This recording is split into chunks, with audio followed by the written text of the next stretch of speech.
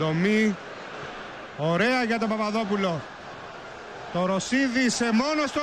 Πέναλτι δεν είναι πέναλτι του Ντουντού. Ήταν playmaker με σεντερφόρ. Εδώ η πάσα του το Ρωσίδη τελική στον Ντουντού. Και το τράβηγμα από τον Φον Μπέργεν. Αυτός είναι που κάνει το πέναλτι. Πεντακάθαρη περίπτωση. Ο Σουηδός δεν διστάζει εδώ να δείξει τη βούλα και ο Ολυμπιακός στο 67ο λεπτό. Γκολ 2-0, ο Γκαλέτη, ο Βαλβέρντε πανηγυρίζει και όλοι εδώ στο Καραϊσκάκι.Άδες άνθρωποι στο Καραϊσκάκι για αυτό το γκολ με το πέναλτι και το 2-0.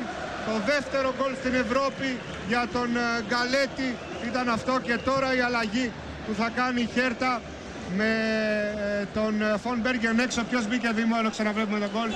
Βγήκε Χρήστο Φον Μπέργεν έξω και πέρασε μέσα ο Ντομοβτσής.